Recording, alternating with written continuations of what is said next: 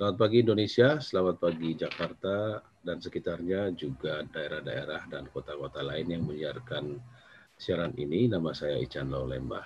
Kita berjumpa lagi dalam Perspektif Indonesia yang disiarkan melalui jaringan Radio Smart FM, juga jaringan Radio Kompas Gramedia lainnya. Dan acara ini masih merupakan kerjasama yang erat, sudah memasuki tahun kesekian dari Populus Center, juga didukung oleh The Match Senayan Jakarta.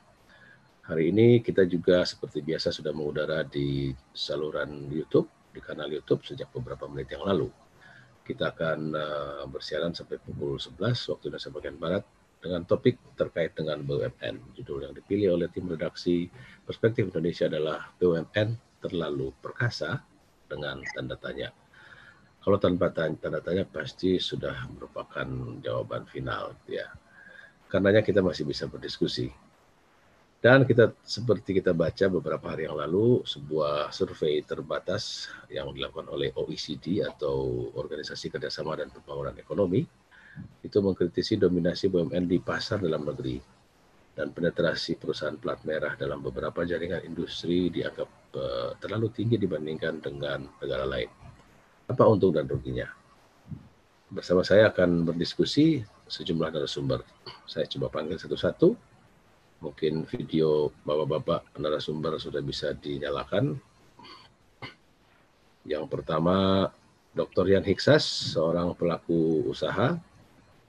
Selamat pagi Pak Yan Hiksas. Apakah sudah bergabung?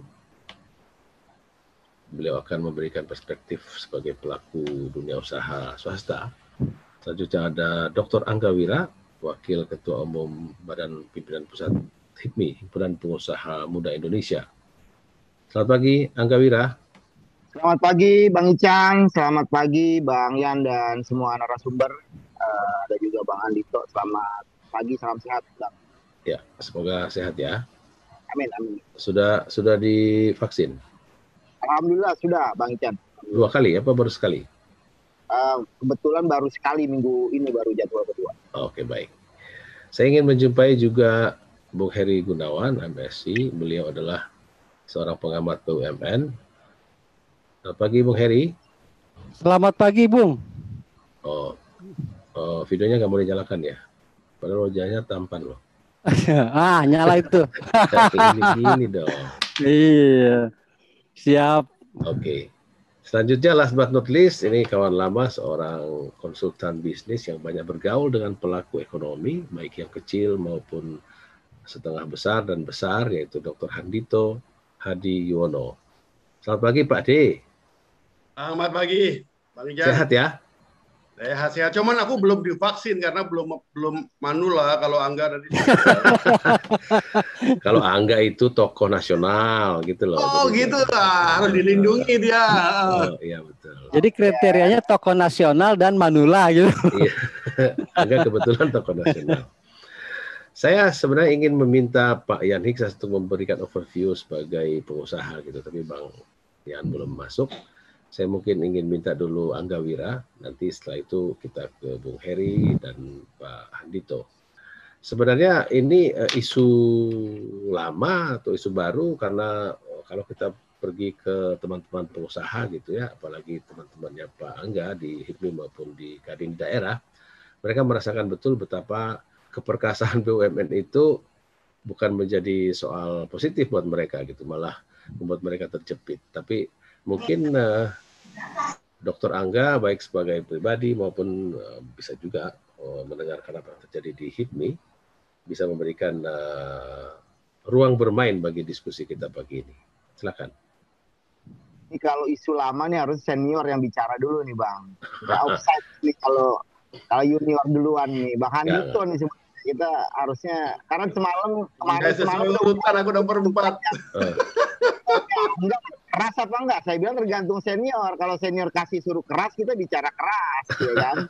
Walaupun Menteri BUMN ini senior saya juga di HIPMI, nggak ada masalah. Karena menurut saya ya memang hal-hal yang baik kita harus dukung, tapi mungkin yang belum on the track kita harus luruskan. Jadi menyambung apa yang disampaikan oleh Bang Ican tadi, ya memang ini isu lama. Karena memang sedari beberapa waktu yang lalu ya kita di kepengurusan HIPMI. Saya ingat saya sejak masuk HIPMI itu di era Ketua Umum Irwin Aksa hingga saat ini udah hampir 12 tahun lebih ya saya aktif di kepengurusan pusat HIPMI. Ini memang isu mengenai superioritas BUMN itu menjadi suatu isu yang menurut saya belum ditangani secara komprehensif, Bang Ican. Gitu. Walaupun kami melihat juga ada berbagai regulasi, baik itu di internal BUMN maupun secara kebijakan pemerintah ya dalam beberapa ruang kesempatan untuk memberikan afirmasi kepada pengusaha lokal dan nasional, misalnya di Kementerian PUPera itu kita yang getol banget menyampaikan bahwa lelang-lelang yang di bawah 50 miliar dan mungkin sekarang kalau nggak salah juga udah dinaikkan itu tidak boleh diikuti oleh BUMN seperti itu. Oh, ada batasan. Iya, ada pembatasan Bang itu di sektor konstruksi itu ada pembatasan, ada regulasi yang seperti itu. Namun di sisi lain memang di era Kementeri BUMN sebelumnya kita lihat memang ada program seperti sinergi BUMN dan lain sebagainya. Nah, yang menurut kami itu sebenarnya menjadi kurang pas ya. Apa yang disinergikan sama BUMN. Harusnya sinergi itu BUMN dengan pengusaha lokal, pengusaha nasional, pengusaha daerah itu harus disinergikan. Bukan sinergi antar BUMN. Karena pemiliknya sudah sama ya. Menurut saya itu hal yang sangat-sangat salah kaprah sinergi BUMN gitu. Apa yang harus sinergikan orang pemilik. Itu programnya Ibu Rini ya? Ya dan mungkin hal-hal seperti itu walaupun sekarang misalnya di eranya Bang Erik gitu loh, cuman hal-hal seperti itu masih menjadi salah satu faktor yang diangkat juga dalam berbagai hal gitu. Padahal menurut hemat kami ya kalau sinergi BUMN artinya competitiveness BUMN itu menjadi rendah gitu loh. Karena ya kita pun akan sangat kesulitan ketika misalnya kita juga harus berkompetisi dengan BUMN. Padahal sejatinya kan BUMN dibentuk sebagai lokomotif untuk menumbuhkan para pengusaha baru, pengusaha muda gitu kan. Nah ini apalagi banyak sekali yang selalu itu berulang kali Bang Ican, Bang Anito, itu selalu bagaimana kepentingan-kepentingan politik itu masuk dalam pengelolaan BUMN. Ini yang selalu kami soroti gitu loh. Kiprah-kiprah relawan-relawan, misalnya akomodasi relawan yang mungkin secara kriteria profesional itu masih sangat jauh dari kepantasan gitu kan. Nah ini menurut saya Menteri BUMN harus bisa mempunyai formulasi yang tepat dalam bagaimana mengakomodir kepentingan yang ada. Jadi pertanyaan soal keperkasaan BUMN ini memang perkasa ya, terutama pada proyek-proyek strategis pemerintah gitu, atau di market yang lebih kompetitif bagaimana? Iya, makanya artinya keperkasaan BUMN itu menurut saya belum pada tempatnya gitu. Kalau keperkasaan BUMN itu di luar negeri gitu kan, berkompetisi di luar, itu sangat baik gitu loh kan. Seperti yang dilakukan oleh BUMN Cina dengan dukungan pemerintahnya. Ini sebenarnya harus bisa dicontoh juga, misalkan seperti itu. Atau misalnya contoh lain Hazanah Berhadnya Malaysia atau Temasek company-nya Singapura gitu.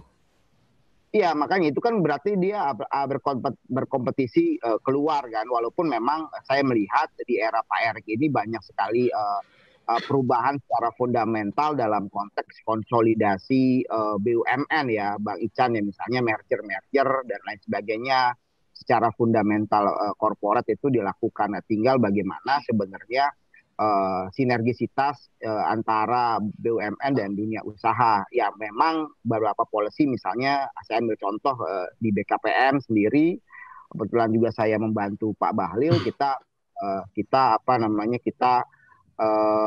melakukan berbagai macam afirmasi policy bagaimana mengawinkan BUMN dengan kemitraan dengan pengusaha-pengusaha lokal seperti itu. Tapi itu jangan hanya terjadi di luar, tapi di internal BUMN-nya sendiri harus punya grand strategi ke arah sana gitu. Harus dipetakan sektor-sektor mana yang memang itu masih perlu diafirmasi, urutangan dari mana sektor-sektor yang dilepas keluar gitu, Bang. Enggak, jadi artinya sekarang BUMN masih terlalu besar. Waktu itu kan pernah ada rencana untuk mengurangi jumlahnya, tetapi sekarang kita tahu bukan hanya BUMN induk, tetapi mereka sendiri rata-rata memiliki anak, cucu, bahkan cicit perusahaan gitu. Jadi apa yang bisa disodorkan oleh HIPMI agar perampingan BUMN ini penting supaya competitiveness itu tetap terjaga. Ada sektor-sektor yang memang sudah bisa diurus oleh masyarakat, tidak lagi dimasuki oleh BUMN. Atau mungkin juga hal lain, KPI dari BUMN kita kan sekarang ini kan semua disuruh cari untung gitu loh ya. Jadi agent of development-nya jadi bisa terkikis. Ada yang berkata begitu. Anda setuju nggak? Iya, makanya saya rasa penting untuk secara internal konsolidasi BUMN tadi yang disampaikan oleh Bang Ican, saya sepakat bahwasanya ya harus benar-benar tracking daripada bisnisnya pas gitu loh. Nah ini yang memang sudah tidak sehat ya harus di merger misalnya gitu. Jangan ada kekhawatiran ketika melikuidasi BUMN itu menjadi suatu masalah jadi menurut saya. Jadi ya memang harus dipetakan secara. Jadi dilikuidasi pun nggak apa-apa kan ya daripada disuntik terus. Membebani gitu kan, misalnya BUMN di sektor pertanian yang selama ini makannya dari subsidi pemerintah gitu kan, seperti Pertani, Samyang Sri gitu kan, yang selama ini menjadi beban ya harus menurut saya kan sekarang mau di merger jadi BUMN ya, holdingnya di RNI misalnya, holding pangan. Nah itu benar-benar KPI-nya harus terukur gitu loh ya kan. Jadi menurut saya harus benar-benar ada pemetaan yang detail gitu, jangan sampai tubrukan gitu loh menurut saya. Ini yang beberapa hal yang saya amati terjadi di BUMN yang memang BUMN itu misalnya sangat strategis di sektor pangan. Makanya ketika isu-isu impor pangan terjadi kan sebenarnya kalau BUMN-nya sudah bisa berdaya saing dan kuat, ini nggak perlu terjadi lagi Bang Ican, bisa corporate action sebenarnya untuk membantu hal tersebut gitu loh. Tidak perlu pemerintah misalnya secara langsung bisa turun. Kan harusnya sebenarnya BUMN ini kan kepanjangan tangan pemerintah ketika ada problematika yang mendasar gitu. Jadi pengambilan keputusannya bisa cepat gitu. Sebenarnya kan seperti itu. Sedangkan kalau kita pakai jalan program pemerintah dan lain sebagainya, ini kan lama sekali penganggaran dan lain sebagainya. Sebenarnya fungsi BUMN ini kan harus bisa membantu corporate problematika yang dihadapi oleh masyarakat untuk dengan melakukan strategi korporasi kan, seperti sekarang harga cabai tinggi gitu kan. Nah kalau BUMN-nya sehat tadi punya competitiveness bisa masuk seperti Bulog menstabilkan harga gitu ya. Ya bisa seperti itu. Contoh yang sebenarnya saya apresiasi misalnya kemarin di DKI salah satunya adalah BUMN yang cukup baik menurut saya itu Food Station, itu BUMD misalnya. Sebenarnya kan di rootnya sekarang sudah ditarik ya menjadi di root RNI itu Mas Arief, itu saya mengakui selama 4-5 tahun membawa perubahan yang cukup besar dan mampu melakukan stabilitas harga misalnya di DKI. Ini kan bisa menjadi sebuah role model sebenarnya untuk dilakukan, mudah-mudahan dengan beliau masuk ke di root RNI pangan ya kan. Nah, itu menjadi ada roadmap yang clear. Itu Bang. Baik. Itu tadi Dr. Angga Wira, Wakil Ketua Umum BPP HIPMI, Badan Pengurus Pusat Himpunan Pengusaha Muda Indonesia, yang sudah membuka diskusi kita terkait dengan BUMN terlalu perkasa, dengan tanda tanya pilihan judul dari perspektif Indonesia hari ini. Kita masih mempunyai Dr. Handito Hadiono, juga Bung Heri Gunawan, dan juga Pak Yan Hiksas yang mungkin belum masuk. Kita akan lanjutkan diskusi kita setelah tayangan komersial dari studio Smart FM Jakarta. Ya, kita lanjutkan lagi diskusi kita dalam perspektif Indonesia. Tadi sudah dibuka oleh Dr. Angga Wira, Wakil Ketua Umum BPP HIPMI, yang memberikan ulasan dan tinjauan umum terkait apa yang sudah kita mulai bahas, yaitu survei terbaru OECD atau Organization of Economic Cooperation and Development yang mengatakan bahwa penetrasi BUMN kita sangat terlalu besar dan paling tinggi di antara negara lain. Saya ingin memanggil Pak Yan Hiksa. Dr. Yan Hiksa sudah bergabung? Oke, belum. Saya ke Pak Heri Gunawan. Halo. Halo. Ya.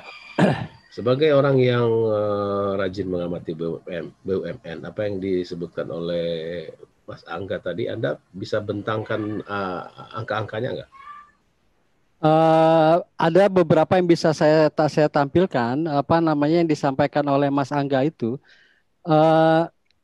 Kira-kira gini, Mas Ican. Yang pertama, kalau ada pertanyaan, apakah BUMN kita itu terlalu perkasa? Kalau menurut saya sangat iya gitu ya. Dan itu sangat perkasa karena dengan fasilitas pemerintah, bukan karena kemampuannya. Bahkan ada aroma kartel di situ. Kenapa? Saya bisa bilang agak keras seperti itu karena gini. Di BUMN itu kan dulu masih ingat nggak ketika kita misalnya melakukan reformasi di sektor migas ketika lahirnya Undang-Undang Migas di zaman reformasi, kemudian Pertamina dipisahkan tidak lagi menjadi regulator. Kemudian dibentuklah yang namanya BP Migas. Nah, SKK Migas, sorry. Nah, ini kan memisahkan antara regulator dan kemudian dengan operator. Tapi kalau kita melihat sekarang di BUMN, lembaganya tidak ada, tapi di dalam institusi organisasi BUMN, yaitu isinya regulator. Indikatornya mana? Ya di komisaris. Seluruh pejabat pemerintah, eselon 1, hampir tidak ada yang tidak mendapat jatah menjadi komisaris, bahkan wakil menteri. Anda bisa bayangkan, antara operator yang harus bersaing di pasar, kemudian dia harus mengikuti standar etika tata kelola korporasi yang baik, misalnya dia di dalamnya itu ada regulator gitu. Nah inilah kemudian misalnya gitu, ya mohon maaf kalau misalnya kemudian ada orang berprasangka, kemudian pemerintah itu dengan sukarela setiap tahun itu harus menyediakan PMN buat BUMN itu. Bahkan BUMN yang sudah bertahun-tahun hidup itu harus disediakan setiap tahun itu dikasih lagi PMN. Mungkin pemerintah tuh nggak pernah capek yang kayak gitu. Nah, atau mungkin sektornya sudah bisa diurus oleh masyarakat, kan bisa dilepaskan saja gitu seperti kata Mas Angga tadi. Cocok, saya lebih bisa dilikuidasi. Iya. Jadi persoalan kita tuh bukan persoalan kuantitas BUMN. Persoalannya kalau menurut saya sebaiknya untuk sektor-sektor yang tidak memiliki urgensi tinggi bagi kepentingan publik dan tanggung jawab pemerintah, itu menurut saya dilepas. Misalnya gini, di situ ada untuk apa pemerintah punya BUMN perhotelan misalnya gitu ya, bahkan dikonsolidasikan untuk apa gitu. Nah kemudian untuk apa pemerintah punya BUMN rumah sakit? Semua Pemda itu punya RSUD.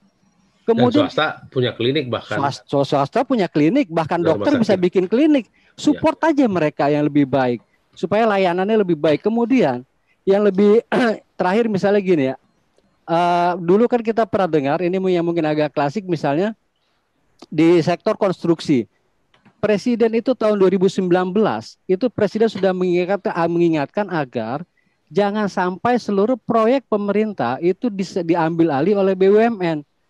Tapi masalahnya seperti tadi Mas Angga cerita, memang ada regulasi untuk tender sekian nilai tertentu itu BUMN nggak boleh ikut. Betul BUMN tidak ikut, tapi yang akhirnya ikut anak BUMN dan cucunya BUMN. Karena kan mereka statusnya bukan BUMN. Sebagai contoh nih. Oh, kalau anak dan cucu tidak BUMN namanya? Tidak dimasukkan kategori BUMN karena kategori BUMN itu yang kepemilikan pemerintah langsung di situ. Ambil contoh misalnya di data BPJT, Badan Pengurus Jalan Tol itu, pengelola jalan tol. Itu di 22 proyek terakhir ya yang sudah beroperasi. Dari daftarnya ada 60 proyek yang sudah beroperasi, itu 22 itu 100% itu di situ ada BUMN. Baik melalui kepemilikan langsung, kepemilikan anak maupun kepemilikan cucu. Sebagai contoh, Jasa Marga kepemilikan langsung. Waskita Toll Road itu kepemilikan tidak langsung melalui Waskita Karya. Waskita Tol Rut itu juga punya anak perusahaan. Nah, jadi ada cucunya Waskita Karya. Dia juga punya menggarap jalan tol gitu. Nah, jadi tidak langsung dari BUMN, tapi juga bisa melalui anak dan cucu. Nah, ini yang membuat kemudian dari 22 proyek itu, seluas 22 ruas itu, yang beroperasi pada tahun 2017, ya saya lihat sedikit aja itu total panjangnya itu ada 826,78 kilometer dengan konsesi 30. Kalau saya mau salah sedikit mewakili konsumen gitu, toh harganya juga tidak beda gitu. Maksudnya tidak murah-murah juga walaupun pemiliknya adalah BUMN gitu ya. Iya. Sama juga tidak akan memberikan nilai apa-apa. Tugas pemerintah itu bukannya bangun jalan tol kalau menurut saya. Dia harus memberikan akses jalan yang lebih baik dan tidak harus tol. Bisa juga jalan biasa yang memang gratis. Kalau jalan tol itu kan jalan berbayar gitu ya. Dan kalau kita lagi bicara jalan tol itu, saya sampai hari ini tidak pernah mendengar ada evaluasi bagaimana impact dari jalan tol. Katanya kan kalau menurut jargonnya pemerintah itu, kita banyak bangun jalan tol itu adalah untuk dalam rangka membangun perekonomian wilayah.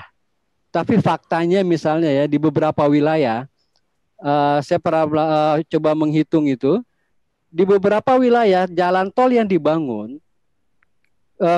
kinerja perekonomian satu wilayah, rata-rata pertumbuhan ekonominya dalam 3 tahun terakhir, itu ternyata begitu 1 tahun setelah tol jadi beroperasi, 2 tahun setelah tol jadi, 3 tahun setelah tol jadi, pertumbuhan ekonominya malah menurun. Loh. Nah, ini kan harus, misalnya ambil contoh di Pasuruan. Tapi kan kendaraannya banyak itu. Nah itu, di Pasuruan ada jalan tol yang mulai beroperasi tahun 2015. Rata-rata 3 tahun sebelum jalan tol beroperasi, pertumbuhan ekonominya rata-rata 7,1%. 3 tahun setelah operasi itu pertumbuhan ekonominya hanya 5,44%. 2 tahun setelah beroperasi hanya 5,72%.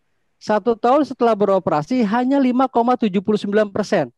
Begitu juga di Medan, Deli Serdang, Kota Bukit Tinggi, Kota Binjai, Ngawi gitu. Terus kemudian ada di Ogan Ilir gitu ya.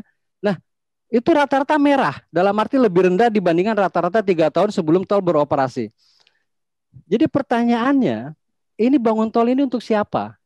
Kalau untuk orang, oleh BUMN. Apa? Kalau untuk orang kan rest area rame tuh, ada ekonomi rest area. Ya, artinya yang tumbuh tuh ekonomi rest area. Nah, ekonomi tapi banyak toko-toko global juga situ ya, franchise. Nah, di rest area kemudian yang tumbuh itu hanya brand-brand global yang ada di situ. Nah, kemudian itu satu hal, brand global. Hal yang lainnya tadi ketika itu dipaksakan BUMN atau anak BUMN atau cucu BUMN yang menggarap, akhirnya beban utangnya semakin besar. Karena dia harus katanya ini adalah amanat dari pemerintah yang harus dikerjakan mandatori. Nah, kemudian dia bangun itu segala macam. Tapi beban utangnya kemudian makin besar. Kita lihatlah utang sekarang, utangnya BUMN non keuangan. Ini yang non keuangan itu udah sampai sekitar 1.040 triliun. Yang non keuangan. Ya. Kalau yang keuangan itu kita tidak perlu hitung karena kenapa? Karena bisa jadi misleading. Sebab yang di keuangan itu oleh Bank Indonesia itu dana pihak ketiga termasuk penempatan dana bank yang ada di BI itu dimasukkan di dalam utang. Sehingga sebenarnya jadi itu tidak real. Nah, jadi kalau ada hitungan utang misalnya sampai 11.000, ya itu tidak real itu ya. Karena di sana ada dana pihak ketiga. Data Indef, sebuah lembaga riset mengatakan 2.000 lebih ya utang BUMN. Utang BUMN, nah ini menurut saya itu hati-hati ada misleading. Utang BUMN itu dibagi 2. Satu BUMN non keuangan dan kedua BUMN keuangan. Sampai dengan kuartal ketiga 2021, utang BUMN non keuangan itu 1.040 triliun.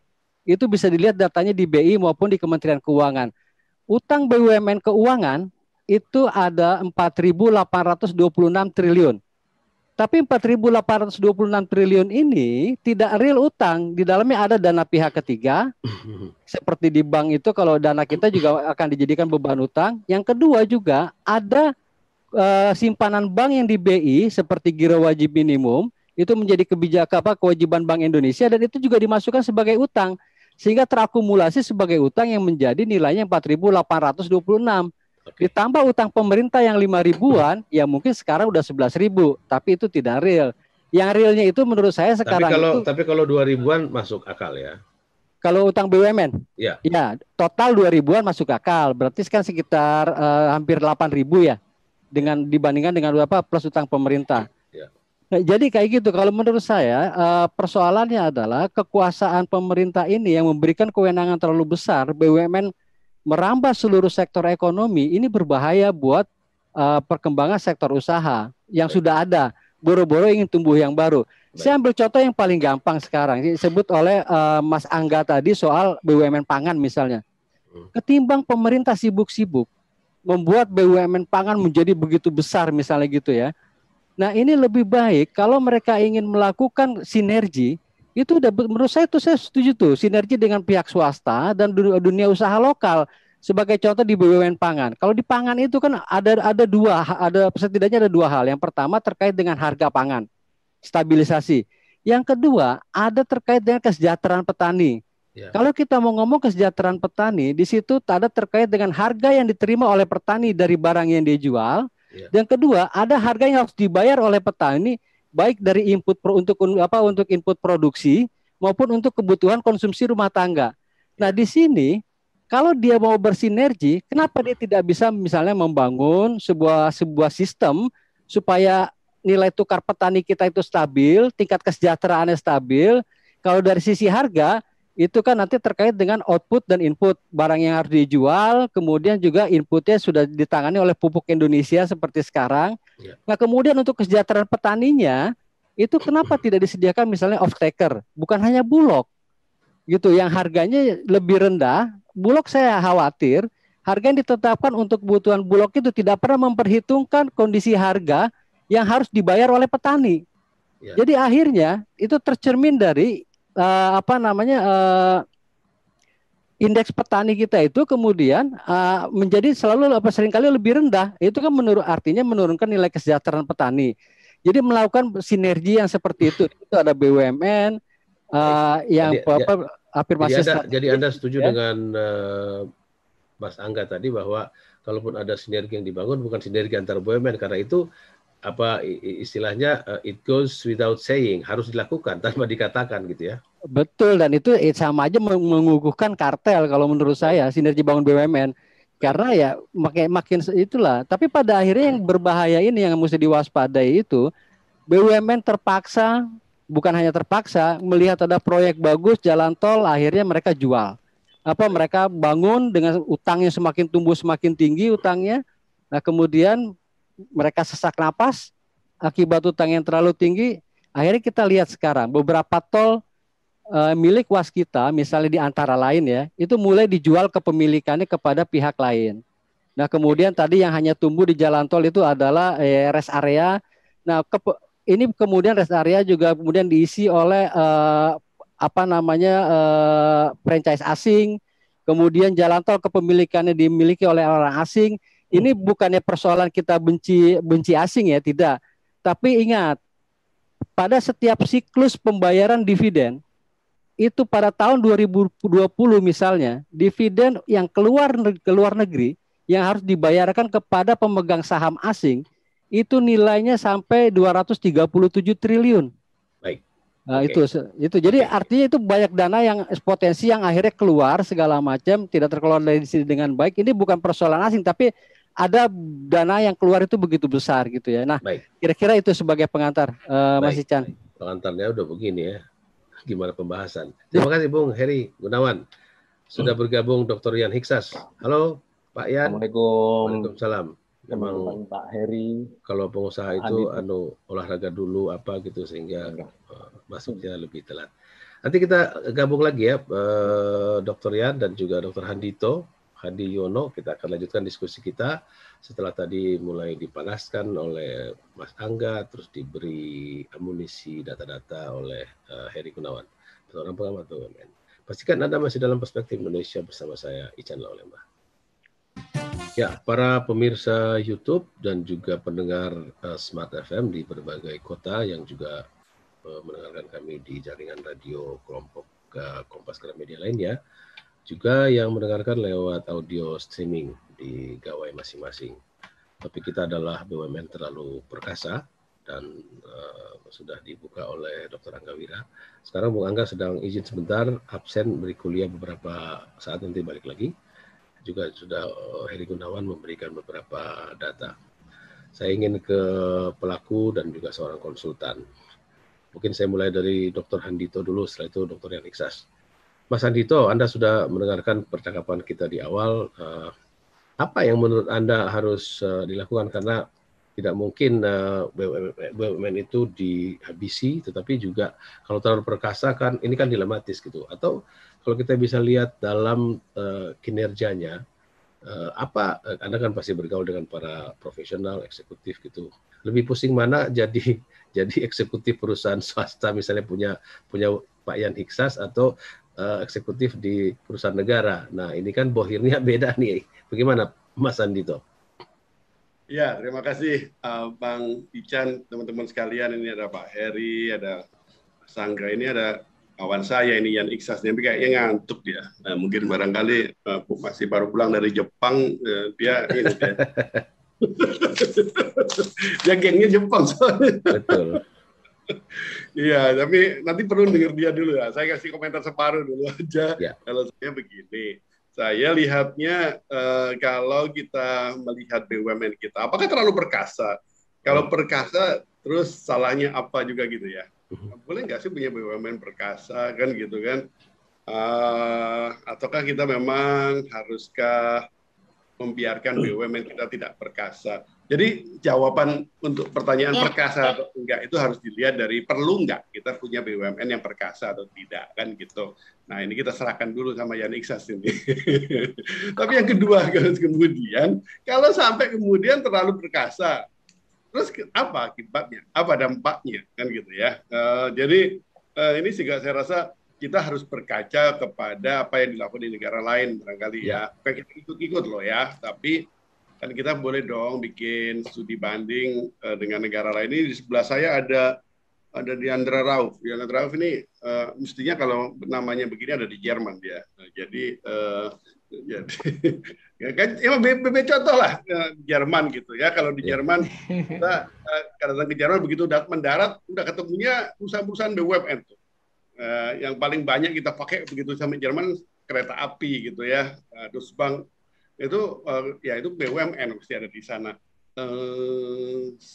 Perkasa nggak dia? Menurut saya sangat perkasa itu. Lufthansa saja dulu juga BUMN meskipun diprivatisasi, tapi kan kendali pemerintah juga masih besar kan gitu ya. Jadi, nah kalau melihat seperti itu sekarang pertanyaannya memang perlu nggak perkasa?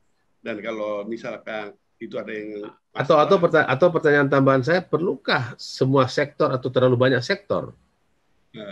Nah, kalau itu setuju saya. Pertanyaannya harus diganti kalau gitu juga jawab. Ya, tapi begini, saya paham bahwa kalau kita bicara BUMN kita perlu terlalu perkasa, nggak sebenarnya gini. Kalau menurut saya, kalau apapun namanya ya, kalau perusahaan Indonesia, entah BUMN, entah swasta, entah koperasi, entah apapun, kalau perusahaan Indonesia itu perkasa, menurut saya itu harus kita dukung. Haruslah kita punya perusahaan-perusahaan yang perkasa. Siapapun dia pemiliknya, kan gitu ya. Karena kenapa? Kan karena sekarang kita ini kan tandingnya bukan masalah antara perusahaan Indonesia satu dengan perusahaan Indonesia yang lain, tapi kan kita bicara antara perusahaan Indonesia dengan perusahaan luar negeri. Sekarang ini sudah nggak bisa diabaikan lagi, persaingan di Indonesia ini ada persaingan antara Indonesia dengan yang lain. Kita tidak anti asing lah ya. Kalaupun Presiden bilang kalau perlu kita benci produk asing, sebenarnya maksud beliau bukan kita musuh produk asing, tetapi ayolah kita ini dorong. Mari kita berkelahi secara kompetitif gitu ya. Iya. Nah, jadi tapi Mas Andito, saya tertarik sebelum Anda lanjutkan. Kan di sini misalnya si IMB masuk, ya kan? Di sini ada CNBC masuk gitu ya. Katakanlah si IMB dan juga apa satu lagi bank yang punya Malaysia yang menggantikan Bank BI itu Maybank.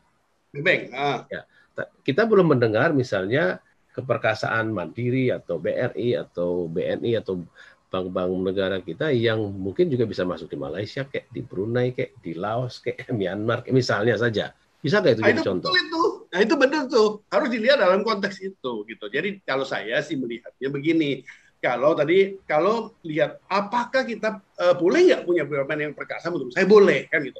Tinggal nanti roomnya yang mana ya. Tetapi memang kita ini sekarang harus bersaing. Nah, benar Bang Ican mengatakan kita tidak hanya bersaing di pasar Indonesia, harus di pasar dunia. Bagaimana membuat supaya bank yang Indonesia ini ya nggak hanya bank lah sebenarnya, RM juga perusahaan apapun gitu, perusahaan-perusahaan Indonesia ini bisa kemudian daya saing di luar negeri. Nah, agar punya daya saing di luar negeri, maka dia sebenarnya harus belajar di dalam negeri dulu, toh lahirnya dalam negeri kan gitu. Artinya saya ingin mengatakan bahwa kalau kita punya perusahaan-perusahaan Indonesia yang perkasa, itu harus diperbanyak, harus diperkuat, harus didukung, dan kemudian ini benar harus di dalam konteks tidak hanya di Indonesia tapi di luar negeri. Nah sekarang kan pertanyaannya, kalau yang BUMN boleh nggak jadi perkasa? Kan sebenarnya kalau itu udah jawabannya pasti boleh kan gitu. Pertanyaan yang kedua, perlu nggak BUMN jadi perkasa?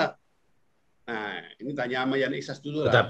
Tetapi apakah BUMN perkasa membuat teman-temannya Mas Yan Iksas jadi lemah? Kan nggak boleh juga. Nah, itu yang harus nanya sama Yan Iksas. Oke, mari kita arahkan ke Dr. Yan Iksas. Silakan. Tadi sudah dipersilakan oleh Mas Handito. Mas Handito ini teman saya lama ini. Dia dari dulu memang konsen dalam pembenahan manajemen perusahaan dan beberapa waktu megang perusahaan. Nah, saya sebenarnya Pak Ican dan salam pada teman-teman yang lain ini, pada Bang Heri, Mbak Yandra. Yang kita lihat kan fenomenanya banyak problem di BUMN gitu ya. Yang bisa saya bilang tadi misalnya tentang bahwa BUMN itu punya kecenderungan untuk melakukan akumulasi. Jadi bisnisnya diakumulasi makin banyak gitu loh. Jadi bidang-bidang yang terkait dengan bisnisnya vertikal maupun horizontal makin dia perbesar gitu. Motifnya bukan untuk memperbesar bisnis, tapi motifnya adalah para agen ini, para pimpinan di BUMN itu ingin mendapatkan penghasilan lebih dengan merangkap jabatan kepada anak-anak cucu perusahaan itu menjadi direktur atau komisaris. Sehingga akhirnya dengan fasilitas BUMN yang dapat proyek pemerintah itu, mereka akhirnya punya anak-anak perusahaan yang akhirnya mereka mendapat penghasilan dari situ. Itu terjadi proses akumulasi, dan proses akumulasi ini kadang ini bisa inefisiensi ya. Ini bisa inefisiensi. Oh iya dong, karena di situ tidak terjadi persaingan sempurna kan. Karena kan ada unsur ownership di situ. Dan ketika terjadi proses ownership yang tidak berbasis kepada kompetisi maupun spesialisasi, maka yang terjadi adalah pengurusan terhadap profit. Tapi itu salah satu masalah saja, ada masalah mismanagement, masalah biaya tinggi, multiplier efek terhadap daerah-daerah dan segala macam itu yang akhirnya menyedot mengakumulasi kekayaan ekonomi itu ke pusat. Tapi itu bagi saya itu persoalan fenomena efek dari kenyataan yang sesungguhnya itu apa sebenarnya di BUMN, sehingga akhirnya selalu aja dari periode ke periode terjadi seperti ini. Nah, dalam pemikiran saya bahwa BUMN ini kan badan usaha milik negara, bukan badan usaha milik pemerintah. Ya. Kalau dalam perspektif saya, pemerintahan dengan pemerintah itu harus beda, Pak Ican. Ya. Misalnya TNI, Polri, itu pemerintahan, itu bukan rejim. Misalnya lembaga-lembaga lain itu pemerintahan, bukan rejim. Jadi jangan sampai kekuasaan itu yang sifatnya temporer, yang sifatnya 5 tahun, kadang-kadang bisa terjadi perubahan di tengah jalan, seperti yang dialami oleh Gus Dur dan segala macam, itu kan turbulensinya tinggi. Ya. Sementara dunia usaha itu memerlukan kepastian dan stabilitas. Jangan sampai volatilitasnya besar ya. Tinggi. Gitu loh. Artinya gini, ketika terjadi demonstrasi besar-besaran kan bisnisnya Mandiri tetap jalan. Bisnisnya Telkomsel kan tetap jalan. Jalan tol ada yang terganggu, tapi kan tetap jalan. Artinya ingin saya katakan, jangan sampai negara dan pemerintahan itu nyatu gitu. BUMN bagi saya itu adalah aset negara. Kalau rezim pemerintahan itu ya proses mekanisme 5 tahunan saja gitu loh. Nah, dalam rangka kita mempersiapkan BUMN kita yang kuat, yang stabil, yang punya visi ke depan, dan itu kan harus dibangun dengan susah payah, dengan keringat yang luar biasa, dengan seluruh Dr. Yan Hiksa, saya mau potong sedikit. Apakah Anda merasa nggak bahwa secara sektoral BUMN kita masih terlalu lebar gitu? Enggak, tunggu dulu Pak Ican. Jadi ingin saya katakan, saya tidak berharap bahwa BUMN ini diatur oleh pemerintahan. Kita harus berpikir, karena menurut saya, Undang-Undang Dasar 45 mengatakan cabang-cabang produksi yang penting bagi negara dan menguasai hidup orang banyak itu dikuasai oleh negara. Tidak berarti itu diatur oleh negara. Nah, maksud saya setuju bahwa BUMN kita ini harus kuat, harus perkasa, dan mampu memenangkan persaingan di luar negeri, tapi tidak menjadi yang mengaturnya itu bukan bawahan presiden gitu loh. Karena kan Menteri BUMN itu kan ditunjuk oleh presiden. Apalagi, mohon maaf, dia itu kemarin ketua tim sukses pemilihan presiden loh. Jadi akhirnya banyak para tim sukses. Apa salahnya? Ya, banyak tim sukses dan orang-orang pendukung akhirnya masuk jadi komisaris dan orang-orang yang mendapat gaji dari BUMN. Dan mohon maaf juga, selalu saja setiap pemilihan presiden itu banyak BUMN yang korban. Ada aja. Setiap pemilihan presiden pasti ada BUMN yang mati. Ada setiap pemilihan presiden ada BUMN yang akhirnya collab, mismanagement dan segala macam. Ini selalu, tidak hanya tapi di zaman dulu, di zaman Pak Harto juga ada. Pak Yan, di zaman SBY. Pak Yan, kita ada 3 menit. Saya ingin tanya, apakah selama ini yang Anda rasakan kalau kepengurusan, apakah itu komisaris, apalagi nanti direksi, itu sekarang ini terasa political appointee-nya? Ya kan nggak bisa dipungkiri, karena kan beliau, ini mohon maaf, beliau itu kan mantan ketua tim sukses loh. Dan kita juga tahu bahwa banyak BUMN itu yang memberi bantuan untuk pemenangan Pak Jokowi 2 periode gitu. Walaupun secara kasat dan secara de facto itu sulit dibuktikan, tapi kita ingin katakan jangan dong BUMN itu terseret-seret dalam pemilihan presiden maupun dalam hal-hal yang menyangkut pemerintahan. Dia harus terpisah, karena dengan terpisahnya BUMN dari pemerintahan, tapi dari pemerintah bukan pemerintahan. BUMN itu pemerintahan, tapi presiden itu pemerintah, itu harus beda. Negara dan pemerintahan itu beda. Gitu loh. Nah, saya ingin ini dilepas dan kita beri kemandirian yang luar biasa ke BUMN supaya apa? Ini kita nggak mungkin dong nggak melakukan persaingan di tingkat dunia, dan yang punya kekuatan seperti itu ya BUMN kita. Jadi tentang ada masalah sekarang, jadi menurut saya di hulunya aja yang Pak Yan, kalau mimpi saya agar jangan hanya CIMB, OCBC, CNBC, apa namanya, CBC atau Maybank yang masuk sini, ya kita juga harus keluar dong untuk menunjukkan bahwa perkasa tadi. BUMN jangan mengabdi kepada pemerintahan. Dia nggak boleh mengabdi kepada pemerintah, dia mengabdi kepada rakyat dan membesarkan bisnisnya gitu. Dan membesarkan bisnisnya itu ya jangan belum, kan mohon maaf ya, setiap rezim ganti pasti BUMN-nya ganti. Menteri BUMN-nya ganti, direktur di bawah pada diganti semua. Terlepas bahwa agen-agen itu atau direktur-direktur BUMN itu menikmati fasilitas yang sangat luar biasa, dan mereka hanya mengabdi kepada kepentingan dan memperbesar kos untuk kesejahteraan kehidupan mereka, itu lain persoalan gitu loh Pak. Bahwa itu terjadi, saya nggak nutup mata seperti itu. Tapi ingin saya katakan bahwa kita memerlukan sebuah tafsiran baru terhadap BUMN yang ini milik negara loh. Lu jangan dicampur aduk. Dia nggak ada urusannya dengan kepresidenan, dengan pemerintahan 5 tahun dan segala macam. Sehingga dengan demikian kita meyakini bahwa dengan BUMN kita yang stabil, karena dia menyangkut hajat hidup orang banyak. Itu dari saya poinnya bahwa harus dipisahlah kewenangan. Jangan keseringan gonta-ganti, apalagi kalau BUMN besar ya, seperti Pertamina, PLN, Garuda, Mandiri dan segala macam. Nah, yang kedua catatan saya Pak, jangan BUMN ini menjadi cost yang tinggi bagi masyarakat Indonesia. Contoh sebentar.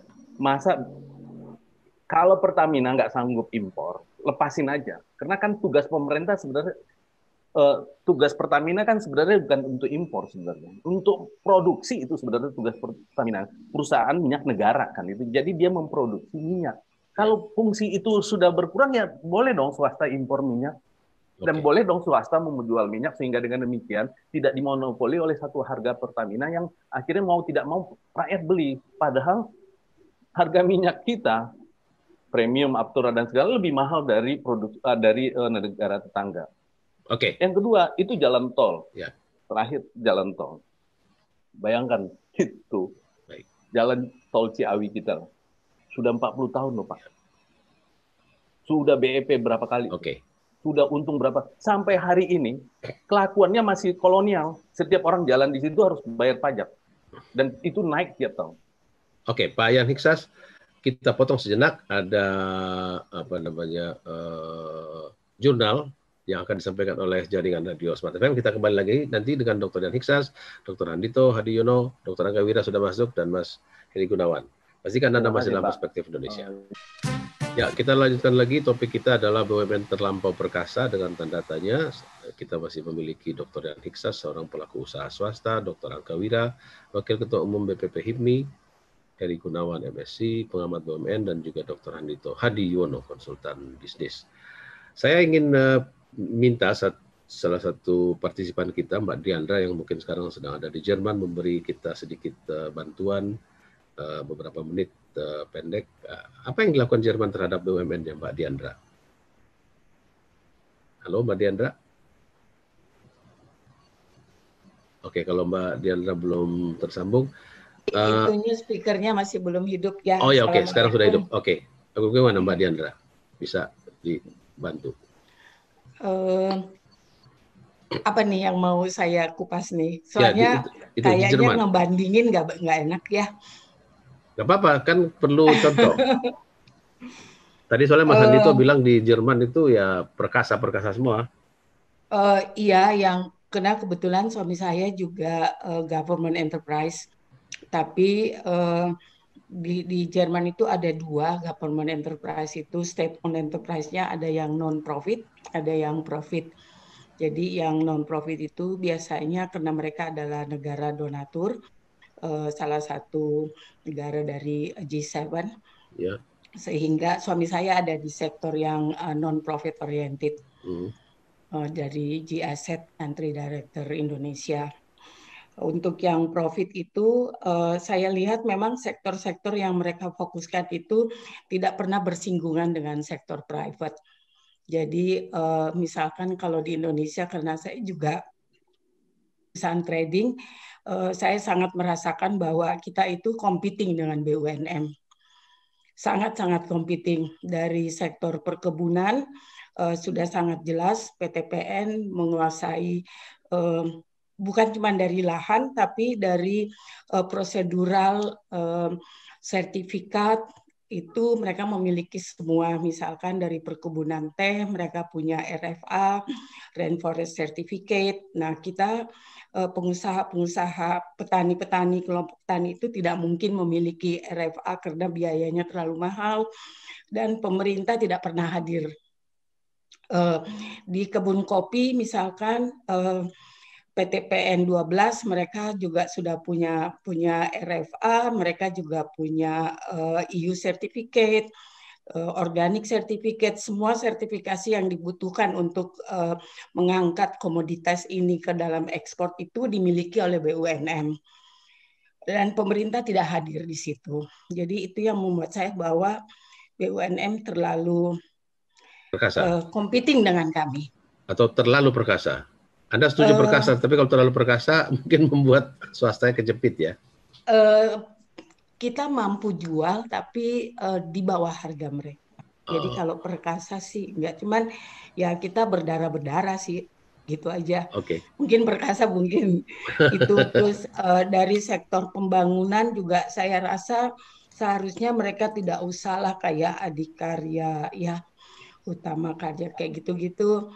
untuk apa sih? Toh kita juga sudah banyak punya kontraktor yang mampu melakukan pekerjaan itu. Toh akhirnya mereka subkon kan. Jadi kalau bisa mereka itu regulator aja lah, tapi jadi eksekutornya itu biar swasta atau gimana lah baiknya. Itu yang saya tidak lihat di Indonesia. Di Jerman tidak pernah ada competing itu. Baik, terima kasih Mbak Diandra. Ya. Tepatnya ada di kota mana sekarang? Bagaimana Pak? Tepatnya di kota mana ini? Saya di Munich Pak. Munich, oke. Iya, sebenarnya lagi nunggu vaksin. Saya pikir saya mau vaksin dulu aja baru pulang. Baik. Sebelum ke Mas Handito, saya minta komentar terhadap apa yang disampaikan Mbak Diandra. Pak Yan Hiksas, kalau di Jepang gimana ya? Ya, di Jepang ada perusahaan-perusahaan BUMN, misalnya perusahaan listrik, Tokyo dan Ryoku itu kan luar biasa gede gitu. Agak-agak keras suaranya. Banyak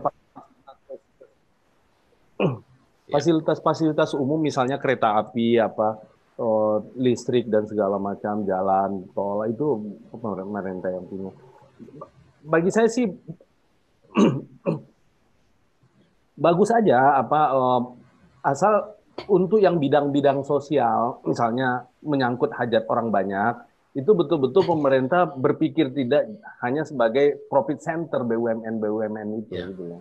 Kan sekarang mereka mau dipertaruhkan jabatan mereka ketika dilihat profit sebuah perusahaan kan gitu. Ya. Nah itu yang akhirnya melenceng dari misi keberadaan BUMN itu sendiri kan gitu. Atau semacam misi sacre. Gitu. Misi sucinya kan agen perubahan gitu ya. Misi sucinya itu.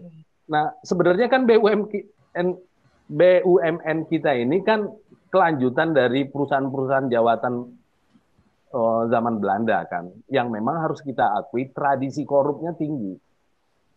Jadi salah satu konglomerat besar dunia VOC itu kan bangkrut. Bangkrutnya bukan karena tidak profitable, bukan tidak efisien, tapi pelaku dan manajerialnya itu yang berhidup-hidup mewah kan. Dan akhirnya diambil alih terus-menerus. Dan akhirnya diambil alih oleh pemerintah Belanda akan menggantikan VOC. Karena korup kan gitu loh. Ya. Nah itu juga yang menjadi selalu para agen-agen BUMN kita, maksud saya agen itu adalah para pimpinan BUMN kita kan selalu berpikir seperti itu. Bagaimana mereka mendapat fasilitas, ganti direktur, fasilitas kantor ganti dulu. Padahal yang lama pun masih bagus-bagus aja. Tapi karena ini toko baru, aura baru, dimensi baru. Kalau di perusahaan swasta seperti Mbak Diandra sama Pak Yan Hiksas, pengeluaran harus dijaga betul itu. Pengeluaran harus dijaga karena kalau kita rugi, yang kena keluarga kita. Kalau mereka salah manajemen segala macam, paling mereka diberhentikan. Sudah itu tantiem mereka besar. Dan ada penyertaan modal lagi. Iya. Oke. Kalau misalnya perusahaan rugi, negara turun tangan. Nah, karena itu menurut saya sebenarnya harus lebih strict. Iya kan? Hanya orang-orang yang betul-betul capable dan punya moral yang sangat baik. Dan itu kan kelemahan negeri ini. Tingkat kejujuran lemah. Ya mohon maaf lah ya. Nilai-nilai etik dan moral kita jujur saja sangat sulit. Dan itu gambaran dari masyarakat kita semua. Oke. Coba, tidak keberatan saya tanya ke Dr. Handito ya. Mas Handito, ada dua contoh, Jerman dan Jepang, contoh yang tidak salah karena mereka negara maju dan stabil gitu ya. Monggo.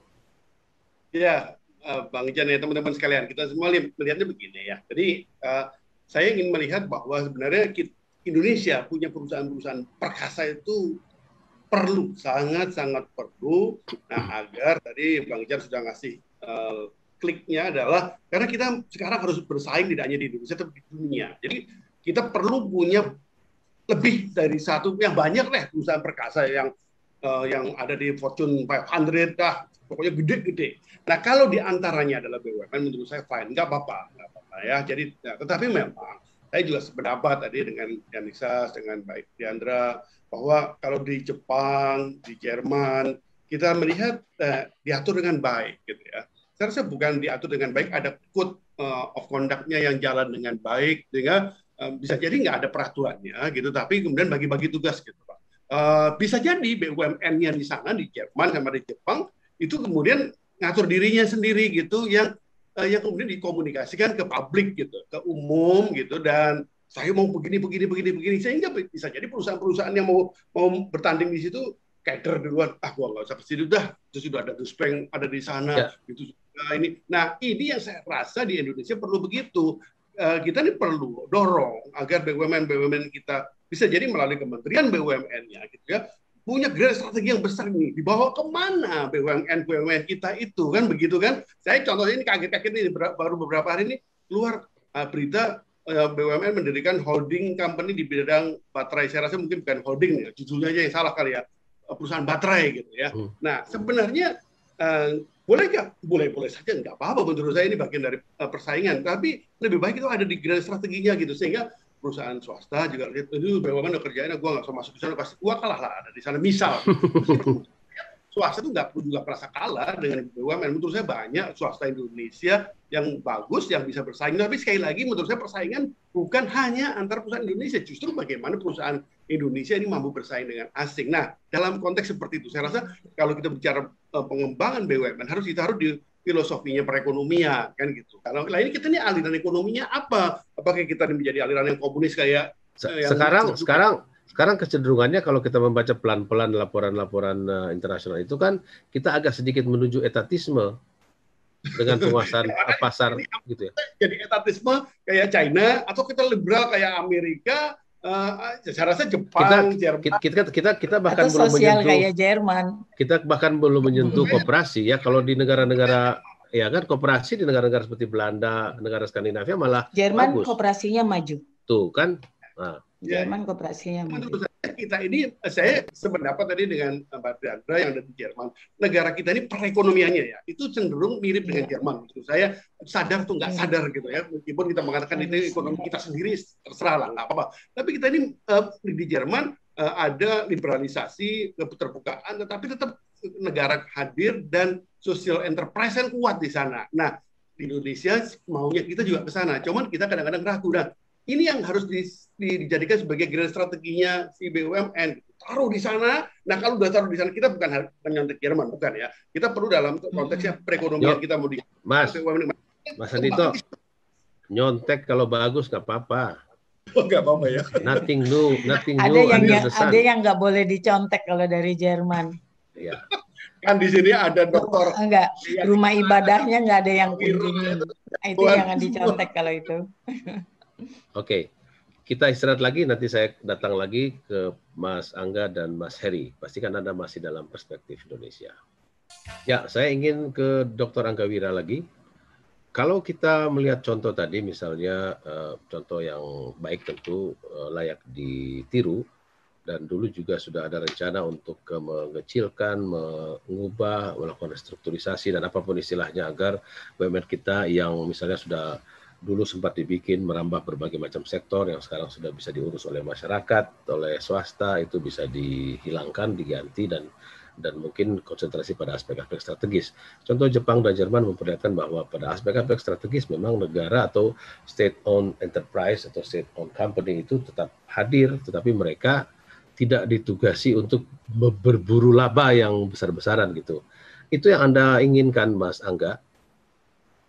Ya, sejatinya memang kan BUMN itu didirikan untuk hal tersebut lah, lebih kental kepada fungsi untuk pelayanan kepada masyarakat dibandingkan memang fungsi untuk mencari keuntungan ya, karena sejatinya kalau keuntungan atau untuk pembiayaan negara kan memang dalam konteks bagaimana pajak itu bisa menjadi sumber pembiayaan, kira-kira begitu Bang Ican. Dan sebenarnya kan kalau bangsa mau maju, mau tangguh ya, salah satu caranya adalah menumbuh kembangkan entrepreneurship para pengusaha gitu. Tapi dengan situasi dominasi daripada BUMN yang mungkin arahnya belum jelas ke arah mana ya, kompetisinya menjadi tidak fair dan yang menyebabkan sulitnya para pengusaha muda ini bisa berkembang dan maju gitu. Ini yang menurut saya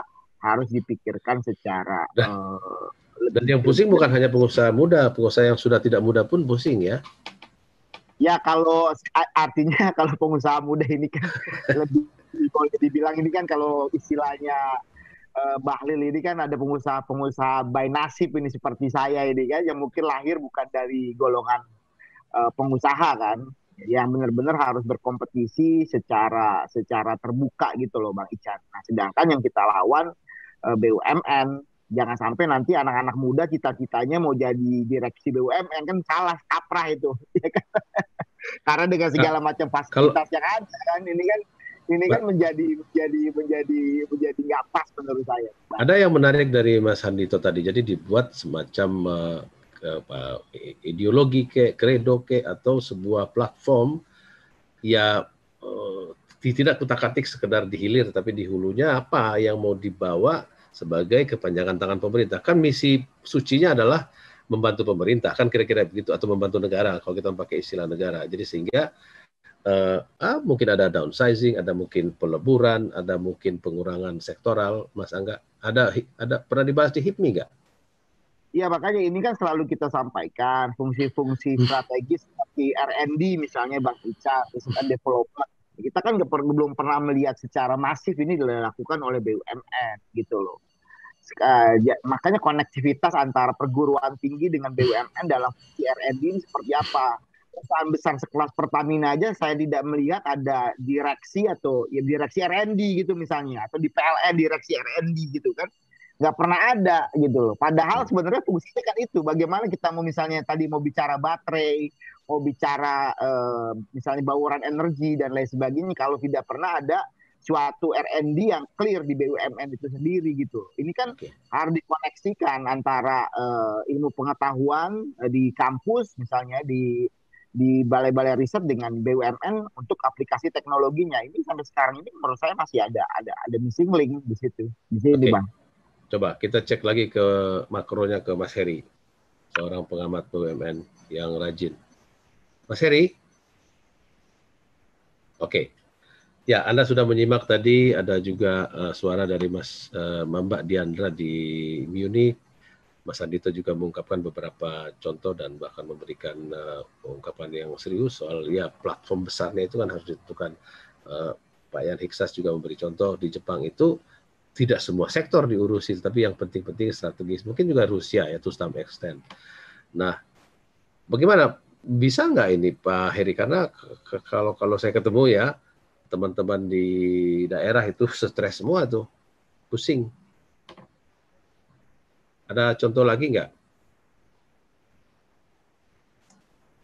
Suaranya belum keluar ya. Suaranya nggak keluar. Padahal sudah unmute. Oke, silakan. Mungkin dilepas kali itunya. Itu perangkatnya. Ya, sudah bisa. Oke.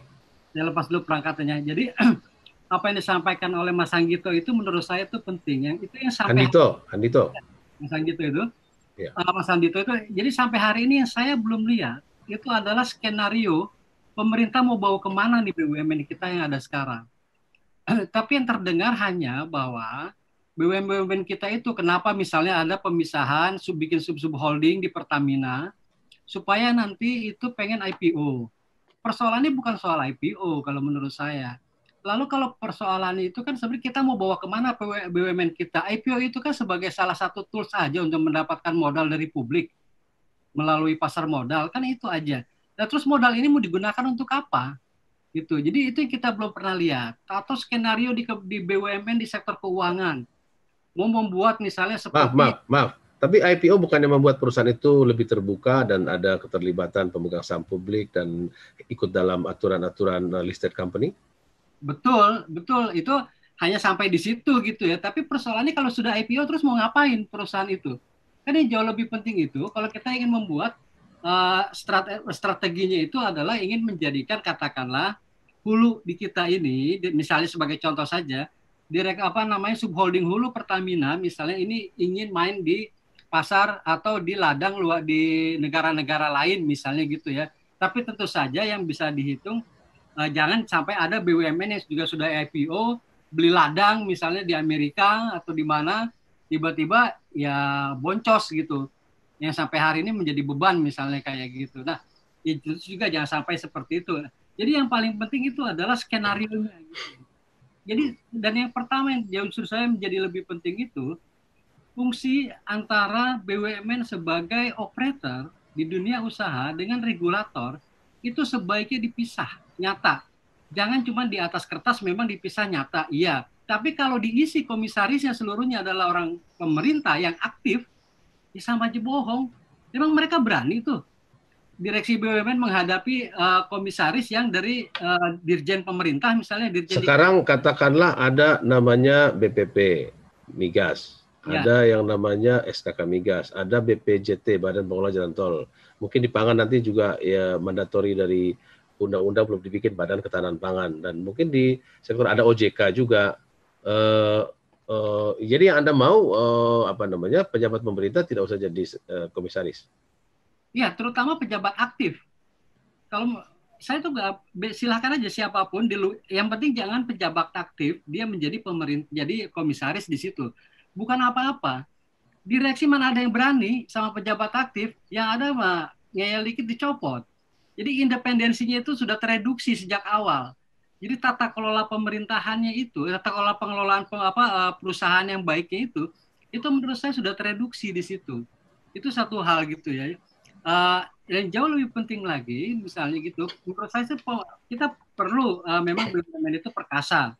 Seperti dibilang Mas Andito, memang kita perlu. Tapi kita tidak membutuhkan BUMN yang dominan di seluruh sektor. Kalau dominan di seluruh sektor, ya selesai itu dunia usaha, apalagi usaha-usaha di daerah, seperti dibilang oleh Mbak Diandra tadi, gitu segala macam di kasusnya di teh, kemudian di kebun kopi segala macam. Ya mana ada yang sanggup mereka melawan BUMN, yang ada mereka itu mensupport BUMN. Akhirnya BUMN-nya apa? Dia beli dari tehnya masyarakat, dari kopinya masyarakat, kemudian dia ambil selisih harga. Nah, ini kan tragis. Jadi lebih memilih rezim perdagangan daripada rezim produksi. Ya. Atau rezim research and development seperti dikatakan Angga tadi. Yang terjadi kan seperti itu. Contohnya lah, industri otomotif itu kan maju mundur dari dulu juga. Misalnya gitu. Di kita soal ini ya. Apalagi udah ada kecenderungan deindustrialisasi seperti sekarang itu. Yang ada tuh lebih banyak ya persoalan perdagangan gitu. Pada akhirnya kita menjadi, yang paling gampang gini deh. Sekarang gini, beras yang kembali yang belum lama ini ribut, itu kan menjadi tragis. Kalau sampai hari ini, tenaga kerja yang terbesar itu ada di sektor pertanian. Kemudian semua orang membutuhkan sektor pertanian di Indonesia. Kita selalu memikirkan itu impor, yang kalau kita bandingkan disparitas harga secara kotor, tidak termasuk biaya transportasi, antara Indonesia dengan harga di Vietnam dan harga di di Thailand, itu selisihnya itu bisa sampai 8.000 selisih per kilogramnya itu. Jadi marginnya itu bisa sampai 8 triliun di situ. Kalau selisih peran itu katakanlah diambil 10% atau 20% buat transportasi dan pengemasan misalnya, masih triliunan besarnya. Masa kita nggak bisa menyelesaikan itu dari tahun ke tahun? Kemudian di gas. Ini jangan salah loh sekarang, memang betul neraca perdagangan kita di gas itu sampai hari ini masih positif. Kita masih surplus. Tapi lihat, kalau ngelihat tren, itu berbahaya. Trennya itu ekspor gas itu terus naik, impor gas itu terus naik, ekspor gas itu semakin turun, produksinya semakin melemah. Kemudian juga yang kita... Nanti akan mengikuti jalan seperti minyak ya? Iya, LPG itu kita sudah lama sekali menjadi net importer. Yang orang nggak sadar aja itu LPG kita udah jadi net importer. Jadi LPG kita nanti lama-lama ini hilir ya, maksud Anda hilir ya? Ya, dihilir. Tapi itu kan efeknya karena dari produksi ya. Tadi seperti disebut oleh Mas Angga, kita tuh lemah sekali. Industri kita itu ada di di middle. Jadi jadi di industri pengolahan itu kita lemah sekali. Kan kalau LPG itu kan memang dari kilang minyak kan kilang gas kan. Itu bayangin, kita itu sudah menjadi net importer itu sudah sejak lama. Nah itu menurut saya itu ada yang nggak beres itu. Lalu kemana R&D-nya seperti Mas Angga cerita tadi? Kalau kita punya R&D yang baik di sektor migas misalnya gitu, kelemahan kita di sini, ayo kita main di sini supaya kita menekan misalnya impor kayak gitu. Ada lagi contoh, saya sekedar mau menambahkan contoh barangkali bisa dikomentari terkait dengan perbankan kita. Dulu kan kita punya perbankan yang cukup spesifik gitu ya. Ada ekspor impor, ada perdagangan, ada ada yang mengurusi properti, ada yang mengurusi ekonomi pertanian, rakyat. Sekarang ini kan bank kita rata-rata bersaing pada lapangan yang sama, berburu kredit konsumsi dan sebagainya gitu ya. Iya, sekarang masalahnya kan kita itu BUMN sehat, itu kan yang dikejar itu dividennya oleh pemerintah. Ya, kalau dividen sebagai indikator keberhasilan mengelola bisnisnya itu oke gitu ya. Nah, akhirnya mereka itu kemudian masuk ke dalam kayak misalkan sekarang kita lihat Bank BRI yang dulu mainnya ada di bawah segala macam. Nah, ini kalau dia tidak punya R&D yang baik, seperti lagi-lagi tadi Mas Angga bilang itu, kalau dia punya R&D yang baik, maka digital banking itu seharusnya sudah dimiliki oleh bank BUMN. Kenapa? Karena udah jelas itu secara offline, crowd-nya itu yang punya bank BUMN, terutama Bank BRI pada waktu itu kan tinggal imigrasi dari offline itu menjadi online. Kira-kira dan sudah punya satelit pula. Sudah punya satelit. Apalagi sudah punya satelit sendiri tuh, zaman Presiden SBY itu kan diluncurkan satelitnya itu. Jadi sebenarnya modalnya itu besar, tapi sekarang kita ketinggalan, gagap. Tiba-tiba ada Bank BTPN yang sudah main di Genius, Bank BCA sekarang bikin bank digital, ada Jerry Eng yang bikin bank jago misalnya gitu. Nah, semuanya sudah mulai. Sebentar lagi nih BUMN ini gagap nih, liatin aja. BUMN. Jadi nggak perkasa-perkasa amat juga ya? Nah, dominan iya. Dominan di seluruh sektor, tapi karena intervensi pemerintah menurut saya itu. Jadi Oke. Gitu lah. Oke. Pak Yan, kalau demikian sebenarnya yang perlu diatur, Anda setuju nggak tadi Pak Handito mengatakan perlu dibuat, tapi ini kan bukan baru ya, kita ingin mengatakan membuat satu payung gagasan besar mau dibawa kemana. Mohon maaf Mas Handito ketawa, karena ini bukan isu baru gitu Pak Yan. Apa masalahnya menurut Anda? Ya, tadi kan saya bilang, apapun tadi kan intervensi negara. Ada BUMN yang besar karena intervensi negara. Ada BUMN yang rusak, ada yang asetnya hilang, atau ada yang korup segala macam, kan intervensi negara rata-rata. Dia main politik, bantu calon presidennya, dan segala macam. Nah, bagaimana kita membuat jarak antara kekuasaan dengan BUMN ini, sehingga mereka jauh lebih stabil. Bahwa kalau masih modelnya misalnya ini tim sukses jadi komisaris, ini pihak keagamaan ada yang jadi, ini kan menurut saya jauh dari profesionalisme gitu.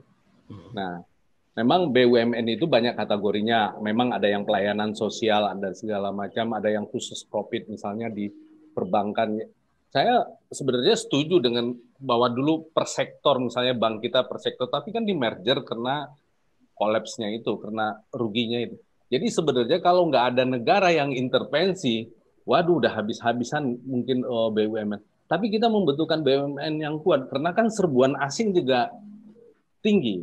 Kita memerlukan perusahaan yang mampu kompetitif juga dengan mereka, dan karena itu pemerintah melakukan penyuntikan dana dan segala macam. Dan dengan demikian, karena sebuah asing tadi seperti juga dikatakan Mas Handito, ayo bareng-bareng, jadi BUMN dan swasta harus bareng-bareng menghadapi itu bersama-sama gitu ya. Iya, harus bareng-bareng. Kalaupun bertandingnya friendly game gitu ya. Iya, sudah itu kalau bisa itu jangan semuanya ditunjuk, kan gini. Kalau saya sih bagaimana kita membuat joint venture antara BUMN dengan swasta lokal gitu, swasta Indonesia. Itu jauh lebih bagus menurut saya. Karena apa? Nanti kita ketemu intinya. Sebab kalau setiap periode ganti 5 tahun ganti direksi, ganti komisaris, sehingga akhirnya kelangsungan dan istilahnya JIS-nya perusahaan itu nggak ketemu nanti. Sebab selalu berubah. Nah, ini yang membuat menurut saya perlu pemikiran bahwa bagaimana BUMN kita ini juga join dengan pengusaha-pengusaha lokal, sehingga akhirnya nanti dia akan menjadi tiang yang akan bisa menyanggah kalau terjadi ada guncangan-guncangan gitu. Oke. Nah, kita istirahat dulu Pak Yan. Oke. Nanti ada titipan pertanyaan juga dari salah seorang partisipan di ruang percakapan Zoom ini, Mas Nur Azasi, yang menanyakan bagaimana pula dengan relasi BUMN, BUMD, dan BUMDes gitu. Mas Handito jangan senyum-senyum. Nanti Nanti saya mau tuju ke Anda juga. Kita istirahat untuk sesi terakhir. Sesi terakhir saya akan minta Dr. Handito Hadiono, juga Dr. Hiksa, Dr. Angga Wira, dan Mas Heri Gunawan untuk memberikan titik tekan. Tidak terasa kita sudah mau 2 jam ya, titik tekan dari apa yang sudah kita bahas selama hampir 2 jam ini. Pastikan Anda masih dalam perspektif Indonesia. Ya, sesi terakhir seperti tadi saya janjikan akan saya gunakan untuk meminta 4 narasumber utama saya untuk memberikan titik tekan atau garis besar apa yang sudah mereka sampaikan sejak pukul 9 waktu Indonesia bagian Barat tadi. Saya ingin mulai dari Dr. Angga Wira, Wakil Ketua Umum Badan Pimpinan Pusat Himpunan Pengusaha Muda Indonesia. Silakan, Dr. Angga.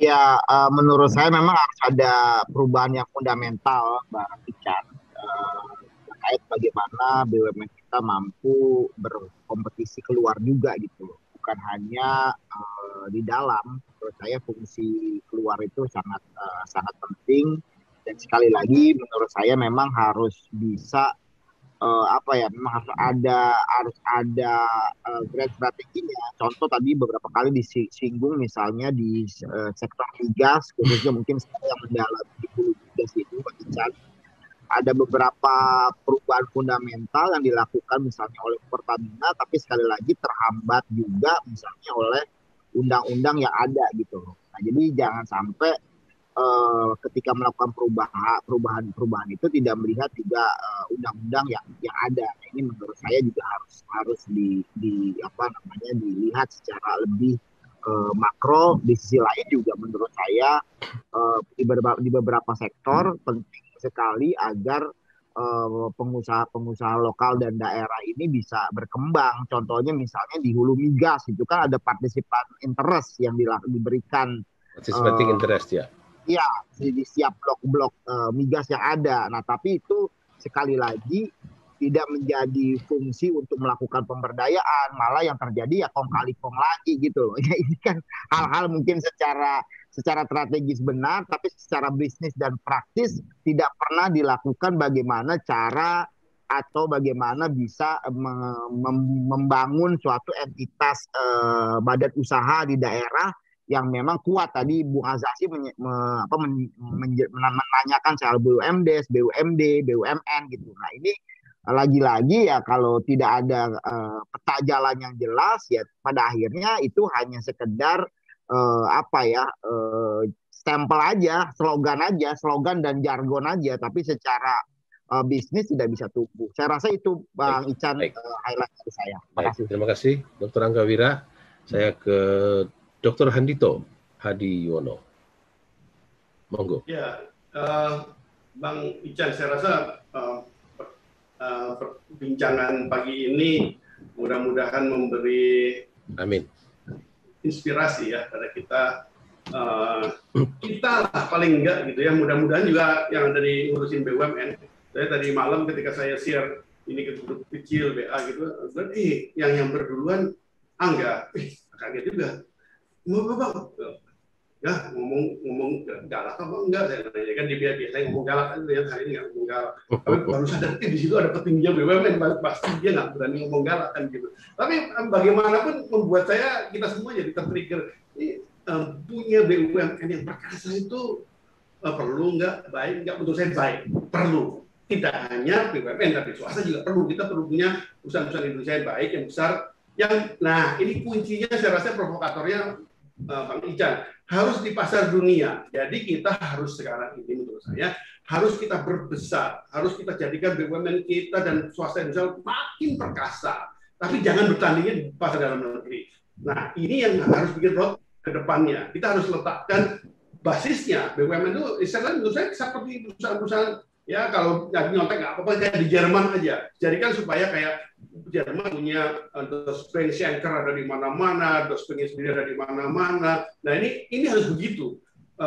Jadi kita harus menjadikan BUMN kita ini menjadi perusahaan-perusahaan yang makin perkasa, tapi bertandingnya di pasar dunia. Nah ini harus dimulai dari sekarang. Ini platformnya harus. Saya yakin sih mestinya Kementerian BUMN punya, tapi mungkin belum ngomong sama kita. Kalau nggak ada ya kita aja Bang Ican, kita apalagi dari provokasi hari ini. Mas Handito, Mas Andi itu apalagi Menteri BUMN kita kan terlatih main di kelas dunia, pernah mengurusi kesebelasan penting dalam laga dunia gitu ya. Ya. Kan mestinya bisa terampil gitu ya. Oke. Iya betul. Oke. Ya, aku rasa sih begitu. Jadi kalau Kementerian BUMN belum nyusun, tapi saya yakin sudah ya. Kita aja inisiatif sebagai rakyat jelata, kita susun. Ayo atuh. Negara. Ayo. Yang punya negara kan. Menarik. BUMN kita itu bisa di dunia. Oke. Habis ini barangkali kita bikin pertemuan tertutup. Oke, luar biasa Mas Andito. Iya, bikin pertemuan tertutup. Siap. Oke, Mas Heri. Ya, halo. Ya. Oke, tapi kepada Anda saya tambahkan satu pertanyaan dari teman kita jurnalis Kata Data yang ada di sini, ya Mas Agung. Mas Agung dari katadata.co.id menanyakan banyak perusahaan BUMN yang bermasalah seperti Asabri misalnya, kemudian Jiwasraya. Apakah ini bisa menjadi penanda bahwa ada beberapa sektor yang mestinya tidak dimasuki oleh BUMN seperti asuransi, multi finance, manajemen investasi, dan brokerage. Jadi di keuangan. Iya, kalau gini, kalau ada BUMN yang kemudian bermasalah, itu persoalannya hanya satu, terutama itu terjadi dengan tata kelola usahanya di dalam. Nah, terkait tata kelola ini, kalau seperti tadi saya bilang, tata kelola yang paling penting perlu dijaga di dalam BUMN itu pisahkan antara fungsi regulator dengan fungsi operator di situ. Jangan biarkan intervensi regulator itu terlalu dalam, bahkan hingga masuk ke dalam komisaris. Ya nanti begitu dia komisaris, dia akan membentuk komite-komite tuh. Kan komisaris punya banyak komite remunerasi, komite pemantau risiko, komite audit, komite tata kelola segala macam. Dia masukin lagi tuh anak buahnya itu yang ada di pemerintahan dari eselon 2, eselon 3 misalnya kayak gitu. Nah, ini nggak akan mungkin independen. Jadi kasihan independensi dari manajemen BUMN itu akan terganggu. Dan bayangin kalau saya misalnya saya sebagai dirjen sebuah kementerian, saya ada di BUMN yang disebut tadi itu sedang bermasalah gitu ya. Nah, apakah kemudian saya akan teriak bahwa BUMN itu bermasalah atau saya gebuk tuh direksinya? Kan nggak mungkin, karena itu bagian dari kinerja saya. Lalu fungsi pengawasan saya sesuai undang-undang maupun regulasi lain, kan fungsi saya sebagai pengawas dan pemberi nasihat. Lalu di mana fungsi pengawasan saya? Di mana nasihat yang saya berikan? Nah, sorry. Kalau yang titik tekan dari disampaikan oleh Mas Agung, seorang jurnalis Kata Data ini adalah bisnis-bisnis yang sangat sensitif gitu ya, dan bisa cepat bikin orang punya duit, yaitu asuransi, multi finance, manajemen investasi, dan brokerage, Mas Heri. Iya. Dan itu di swasta atau pemain individual juga banyak gitu. Maksudnya itu apa negara masih perlu ada di situ? Menurut tidak masalah bahwa negara tetap ada di situ. Jadi maksud saya tidak ada relevansinya antara bisnisnya itu rusak di dalam, seperti katakanlah asuransi Jiwasraya, bisnisnya rusak di dalam. Kemudian kita itu sektor itu kemudian tidak boleh dimasuki oleh pemerintah. Menurut saya tidak ada relevansinya. Tapi yang menjadi persoalan seperti disampaikan oleh Mas Yan Hiksas tadi, kalau itu bisnis itu rusak, di situ ada fungsi pengawasan komisaris. Nah, itu kan kemudian itu persoalan manajemen itu akan terpengaruh kepada rumah tangganya, kepada rumahnya, keluarganya yang kemudian jatuh miskin harus bertanggung jawab terhadap itu. Tapi kalau BUMN kan tidak. Kalau sekarang BUMN ini kan kemudian dibuat holding. Yang jadi masalah tuh solusinya dibuat holding. Kemudian disuntik 6 triliun oleh pemerintah untuk menyelesaikan kasus Jiwasraya. Gitu. Jadi itu menjadi kemewahan itu yang tidak dimiliki oleh swasta. Itu hanya kemewahan itu dimiliki oleh negara, oleh BUMN. Dan terputus. Suara terputus. Ya, itu kemudian kemewahan yang dimiliki oleh BUMN, begitu dia rusak seperti itu negara ambil alih. Jadi negara tuh jangan cuma teriak bahwa wah kita tidak terkait dengan BUMN. Loh, faktanya Anda mengucurkan PMN kok 6 triliun pada tahap pertama, tahap keduanya sekitar 4 triliun tuh kepada BUMN holding yang tugasnya terutama adalah menyelamatkan Jiwasraya. Nah, itu bikin miris, para pemegang premi gitu ya. Mas Heri, itu bikin miris dan cemburu Ian Hiksas dan Angga Wira. Kalau mereka kalau ambruk aja. Nggak fair untuk taxpayer. Iya, oke. Tapi sebenarnya ini Ian Hiksas nggak boleh suaranya hilang. Iya. Ya, Ian Hiksas nggak boleh ngiri sebenarnya, karena kita ini kan barangkali kalau ini ya katakan untuk pelaku usaha baru deh, yang kecil-kecil. Saya sering mendorong, mereka juga nggak terganggu kok sebenarnya dengan BUMN kita. BUMN kita makin besar tuh nggak apa-apa gitu. Tapi sekarang memang sudah saatnya. Udahlah, jangan tandingnya dalam negeri, tandingnya di luar negeri gitu. Jadi kan ini Indonesia ini sebagai pemain-pemain besar dunia melalui BUMN. Baik. Oke, Pak Heri, saya mau ke Pak Ian Hiksas. Closing. 4 minutes. Begini, kita ini sepertinya membuat angin segar seolah-olah BUMN kita ini bisa bersaing di luar negeri gitu loh. Oh bisa lah, harus bisa. Itu susun roadmap-nya. Nanti itu kata harus itu tuh loh. Kata harus itu loh. Kata harus itu yang saya menarik. Oke. Ya. Direktur disuruh kerja, misalnya pergi ke Sulawesi, mau nggak kamu jadi direktur di Sulawesi? Dia bilang nanti, Pak, tunggu dulu Pak, anak saya sekolah di sini Pak. Pak, saya istiqoroh dulu Pak. Istri saya nggak izinin Pak. Aduh, kalaupun ada BUMN kita menang proyek, misalnya di Abu Dhabi atau misalnya di mana? Myanmar. Itu lebih nggak mungkin lagi. Di negara-negara Arab itu kan banyak itu properti atau yang bergerak di bidang pembangunan itu, Widya Karya atau Adikarya segala.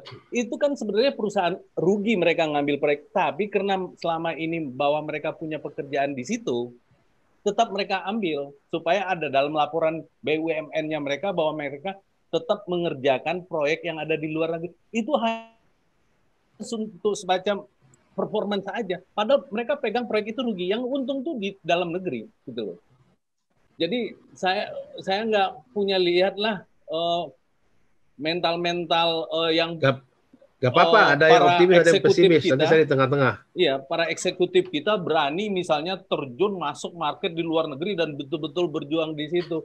Kalau hope sih sejak zaman Pak Sugiharto, ini perusahaan BUMN ini setara dan selevel dengan perusahaan-perusahaan asing dan perusahaan-perusahaan kelasnya kelas internasional. Itu kan hope. Realitasnya kan nggak kayak gitu. Nah, makanya saya dengan segala macam, saya sangat menaruh hormat tuh pada Indofood. Raja dalam negeri, raja di luar negeri, tapi betul-betul bagus gitu loh. Kalau BUMN, waduh, saya nggak yakin. Mentalnya mental fasilitas kok, besarnya di sini juga karena besar karena fasilitas.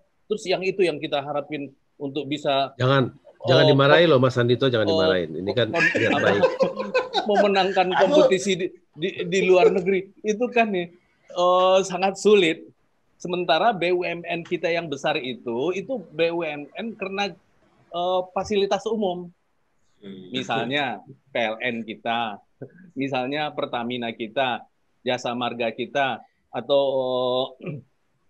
perusahaan-perusahaan yang besar itu. Kalau perusahaan yang BUMN yang lain ya kecil-kecil.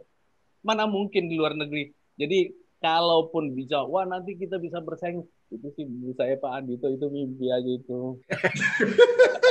Ya, aku bukan marahin, bukan. Tapi kan orang di luar negeri itu suka lihat Indonesia tuh punya BUMN pangan yang bagus ya. Indofood itu. Ini saya kayaknya itu BUMN loh. Ya maksud saya kalau kita sudah susun roadmap-nya dengan bagus gitu ya. Nah terus kita persilakan. Ayo, anak-anak muda yang terbaik masuk di sana. Saya yakin Indonesia pasti bisa itu. Oke, saya kira perbincangan kita sangat menarik dan waduh itu Pak Sugiharto baru masuk. Kalau dari tadi pagi sih dahsyat betul. Berarti kali lain Pak Sugiharto kami akan undang khusus Pak Sugiharto ikut diskusi dengan orang-orang hebat ini. Ada Mas Andito. Tadi aku sebenarnya mau kirim grup yang ada Pak Sugiharto-nya. Aku takut Pak Sugiharto marah-marah sama gue. Disangkanya Andito kok sekarang jadi anti BUMN. Enggak, gue bukan anti BUMN. Gue ingin BUMN kita besar gitu. Oke. Pak Sugiharto, terima kasih sudah bergabung. Kita mau selesai. Jadi saya kira kehormatan betul Pak Sugiharto mampir di sini. kali lain kita akan undang khusus Pak Sugiarto untuk berdiskusi. Di sini ada Dr. Yan Hiksa, seorang pelaku usaha swasta, ada Mas Heri Gunawan, mantan wartawan ekonomi yang sekarang menjadi pengamat BUMN, ada Dr. Angga Wira, beliau adalah Wakil Ketua Umum BPP HIPMI, dan juga tentu ada Mas Andito. Terima kasih banyak teman-teman jurnalis yang sudah hadir di percakapan Zoom ini, juga yang mendengarkan kami di jaringan Radio Smart FM di seluruh Indonesia, juga yang melihat kita di YouTube live streaming. Mbak Diandra di Munich, terima kasih juga sudah ikutan. Terima kasih. Pak Sugi, mohon maaf, kita akan ketemu dengan Anda, kita akan undang khusus Pak Sugiarto, mantan Menteri BUMN kita. Terima kasih banyak semuanya, teman-teman jurnalis. Assalamualaikum warahmatullahi wabarakatuh, dan selamat berpekan.